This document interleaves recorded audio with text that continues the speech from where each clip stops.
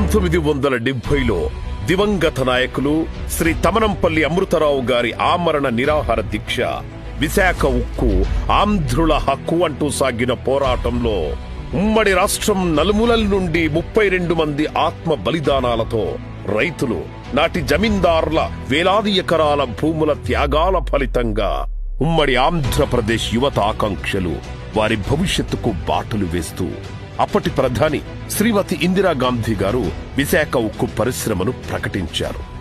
నాటి నుండి నేటి వరకు ప్రపంచంలోనే అత్యుత్తమ ఉక్కును వివిధ దేశాలకు సరఫరా చేస్తూ ఉత్పత్తిలోనూ ఎగుమతుల్లోనూ ఉపాధి కల్పించడంలోనూ విశాఖ ఉక్కు పరిశ్రమ అగ్రస్థానంలో కొనసాగుతూ ఉంది. పరిశ్రమనే ప్రైవేటుపరం చేయాలనే నిర్ణయంతో వారి జీవితాల్లో అంధకారం అలుముకుంది.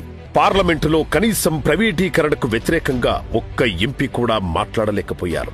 కనీసం ప్లకార్డైనా పట్టుకుని రాష్ట్రం తరపున గొంతెత్తమని జనసేనాని శ్రీ పవన్ కళ్యాణ్ గారు సూచిస్తే కనీసం ప్లకార్డు కూడా పట్టుకోలేని స్థితిలో రాష్ట్ర ఎంపీలు ఉండటం దురదృష్టకరం. ఈ వారం రోజుల కనీసం 22 మంది ఎంపీలకి వైసీపీ నాయకత్వానికి నిజంగా చిత్తశుద్ధి ఉంటే స్టీల్ ప్లాంట్ ప్రైవేటీకరణ అడ్డుకుంటామని కనీసం ప్లే కార్డ్ పట్టుకోగలరా? అంత దమ్ముందా మీకు పార్లమెంట్ లో?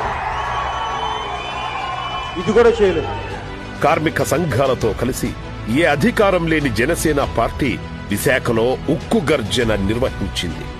అనంతరం విశాఖ ఉక్కు ఆంధ్రుల హక్కు అనే నినాదంతో రాష్ట్ర ప్రజల భావోద్వేగాలతో ముడిపడిన అంశమని, దయచేసి దానిని ప్రైవేటీకరణ చేయవద్దు, కర్మాగారానికి ఇనుప ఖనిజాన్ని సరఫరా అయ్యేలా గనులు కేటాయించాలని, పరిశ్రమకు పూర్వ వైభవం తీసుకొచ్చేందుకు సహాయ సహకారాలు అందించాలని కేంద్ర హోంశాఖ మంత్రి శ్రీ అమిత్ షా గారిని కలిసి తెలియజేశారు జనసేన పార్టీ అధినేత శ్రీ పవన్ కళ్యాణ్ గారు.